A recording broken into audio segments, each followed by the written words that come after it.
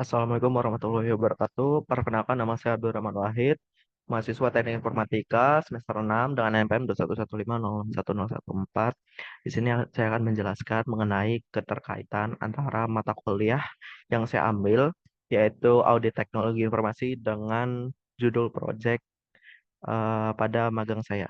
Jadi untuk panel project yang saya kerjakan, itu saya membuat sebuah program di mana bisa mengoptimasi atau membuat sistem autocomplete dari perbaikan pesawat dengan menggunakan NLP, tepatnya NLTK, berbasis Python di PT Garuda Maintenance Facility Aero Asia di Jakarta. Jadi untuk outline presentation, ini adalah yang saya presentasikan kemarin ketika final presentation dengan Vice President dan juga Senior Manager dari GMF Aero Asia. Di sini ada beberapa outline di mana saya mencantumkan ada 6 poin mengenai tujuan internship saya. Selain untuk magang dan kuliah praktik, juga saya menjelaskan juga tentang keterkaitan proyek yang saya kerjakan di situ. Kemudian untuk judul proyek yang saya kerjakan di sini adalah sistem optimasi auto completion perbaikan pesawat ya dengan library NLTK berbasis Python di PT Garuda Maintenance Facility Aero Asia (TBK). Nah, jadi dari proyek tersebut ternyata ada problem di mana latar belakangnya adalah tingginya kompleksitas perbaikan pesawat.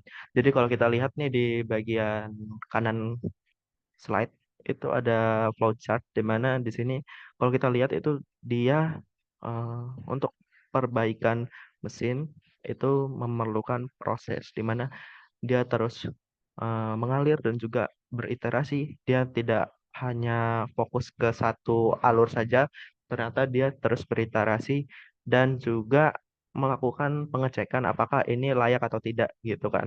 Kemudian selanjutnya kurangnya efisiensi dalam mencari informasi. Jadi di lapangan ternyata Pak mencari informasi secara detail ya mengenai pesawat yang akan diperbaiki seperti itu. Kemudian untuk selanjutnya adalah kesalahan dalam input data. Ini adalah human error di mana pastinya ketika mekanik ataupun teknisi itu menginputkan jenis perbaikan pesawat yang akan dilakukan, tentunya pasti ada yang typo ataupun ada yang selip sedikit atau bahkan tidak dituliskan sama sekali. Nah, ini merupakan suatu problem di lapangan di mana mereka ketika menginputkan itu terjadi kesalahan dalam penginputan. Kemudian selanjutnya adalah waktu perbaikan yang lama. Jadi ketika dia memperbaiki pesawat, dia harus ngecek lagi nih apakah perbaikan itu secara detail atau hanya secara general aja. Kemudian yang terakhir adalah kebutuhan akurasi informasi secara detail gitu ya. Karena perbaikan mesin pesawat beda seperti perbaikan kendaraan yang lain. Tentunya di sini perlu kehati-hatian dalam menentukan alur dan juga langkah-langkah dalam perbaikannya seperti itu. Nah, itu untuk masalah ataupun latar belakang dari pengerjaan proyek saya seperti itu. Nah, itu dan ini adalah metode pengembangan ya, metode pengembangan AI yang saya gunakan. Di sini saya menggunakan Ngram. Ada beberapa proses kemarin. Ini ada load and processing. Ini ada data pre-processing. Kita cek missing value. Oh, ternyata di bagian data data CSV-nya tuh ada banyak banget missing value dan itu saya clearkan dengan metode drop missing value. Kemudian saya cek bagian row-nya, oh ternyata di row-nya ada data yang duplikat. Kemudian saya remove bagian data yang duplikat tersebut. Kemudian bagian sini adalah karena datanya itu banyak banget, jadi daripada saya membuang satu-satu, jadi saya membuat suatu ide di mana di sini kenapa kita tidak mendefinisikan kolom yang kita akan pakai aja. Jadi kemarin untuk project itu ada 4 kolom utama yaitu main type description, task code, and zone area. Jadi ada 4 itu untuk memprediksi model dari AI yang saya bangun ini. Seperti itu. Kemudian ini adalah proses data proses preprocessing di mana saya melakukan exploratory data analysis. Jadi saya mencari tahu apa sih zona area dan juga kode tugas yang paling sering muncul di dalam data tersebut. Jadi ternyata seperti ini. Kemudian lanjut kita exploratory lagi, tapi ini bagian sentence-nya. Jadi ini adalah kata-kata yang sering muncul dari kolom main type, kolom description, kolom zone area, kolom task code. Jadi seperti itu.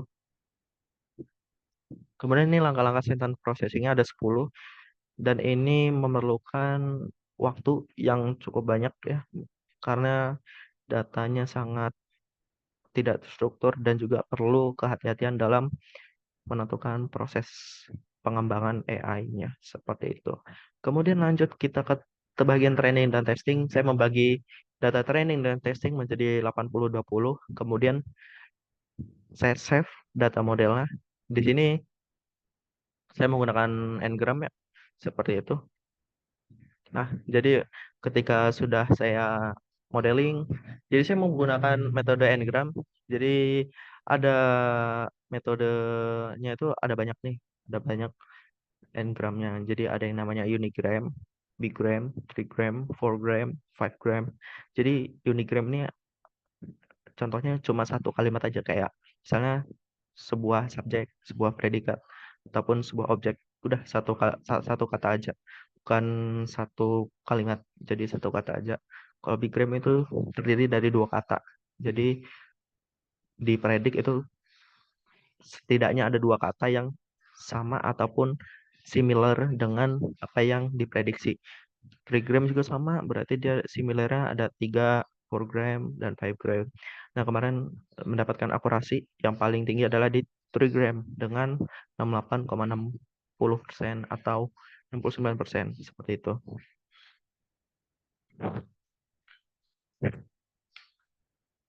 Kemudian kita lanjut.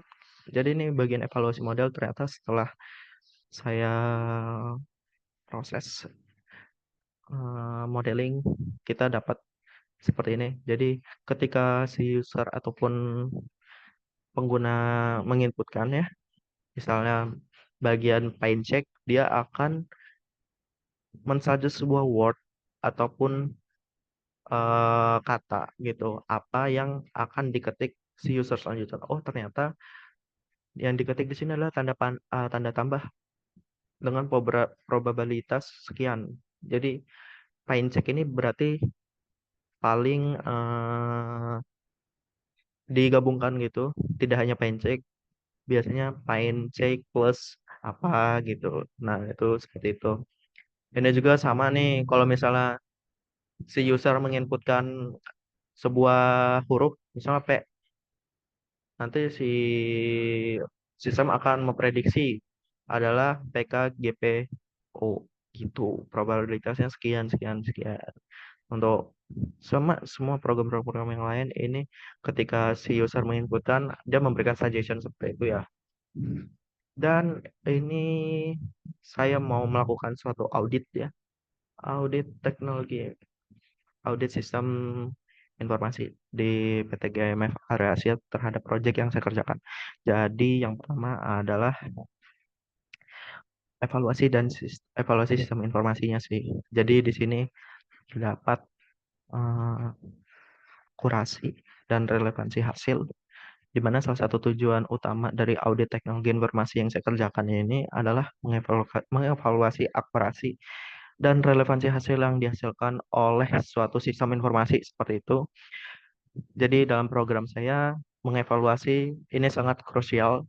Jadi di mana aku akan memastikan suggestion yang diberikan itu benar-benar relevan dan juga similar dengan inputan yang diberikan pengguna seperti itu. Kemudian dari segi efisiensi sistem, jadi dalam audit teknologi informasi juga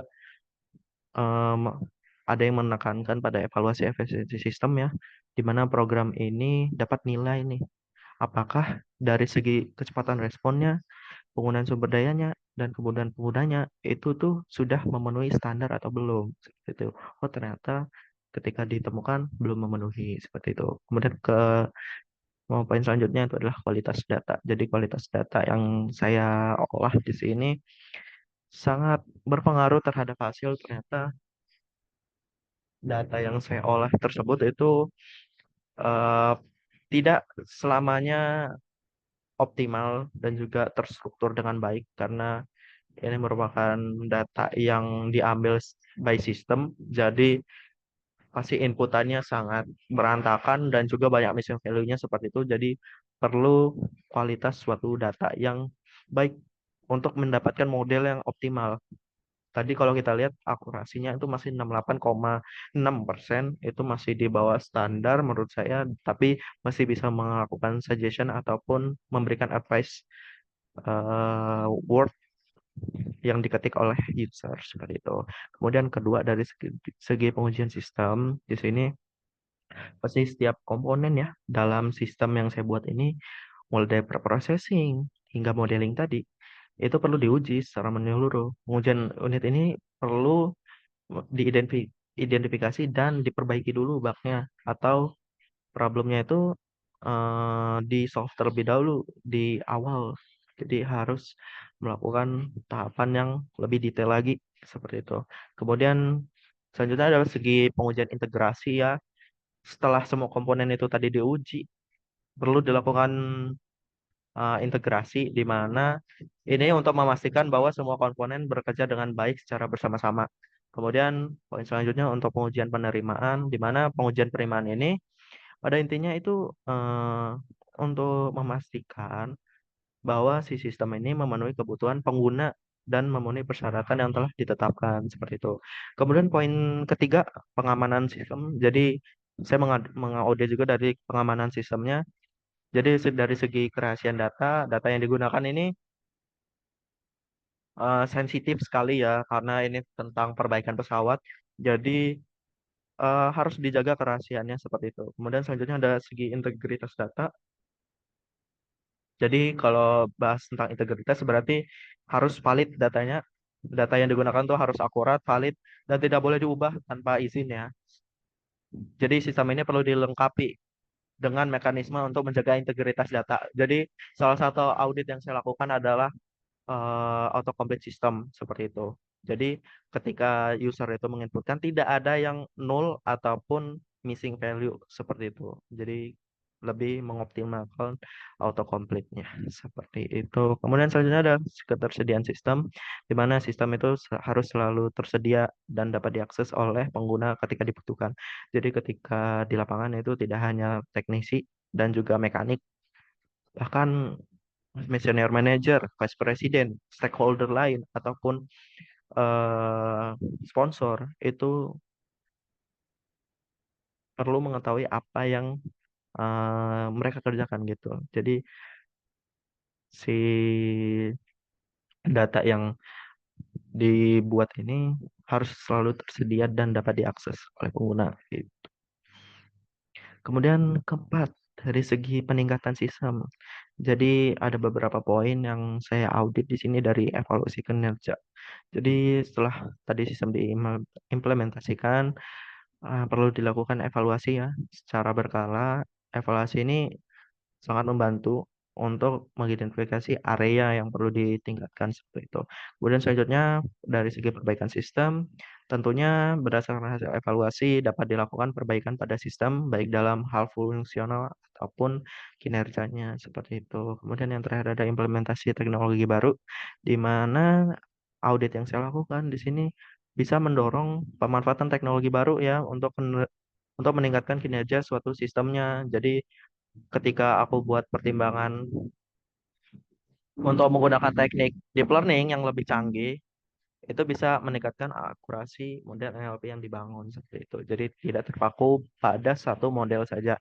Kemudian yang kelima adalah yang paling penting dari segi audit adalah standar kepatuhan terhadap operasional. Jadi di sini aku mengaudit dari segi standar operasional. Di sini ada ISO 27001 di mana sistem itu seharusnya harus memenuhi sistem keamanan informasi. Jadi standar ini memberikan kerangka kerja yang sangat komprehensif untuk mengidentifikasinya dari segi struktur ataupun resiko keamanan informasi seperti itu. Kemudian selanjutnya karena saya bekerja dan magangnya di suatu penerbangan pasti harus mengikuti standar industri penerbangan. Jadi ketika di lapangan para teknisi ataupun mekanik harus memenuhi standar operasional misalnya dari FAA atau Federal Aviation Administration atau juga bisa dari EASA, European Union Aviation Safety Agency. Jadi salah satu standar operasional tidak hanya berpatok pada ISO 27001, tapi juga bisa mengacu kepada FAA ataupun EASA.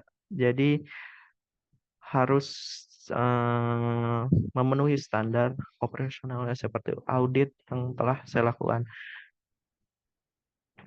Oke, jadi untuk presentasi saya mengenai keterkaitan antara MK, audit sistem informasi dan juga proyek yang saya buat ya, itu sudah saya sampaikan semua. Terima kasih. Wassalamualaikum warahmatullahi wabarakatuh.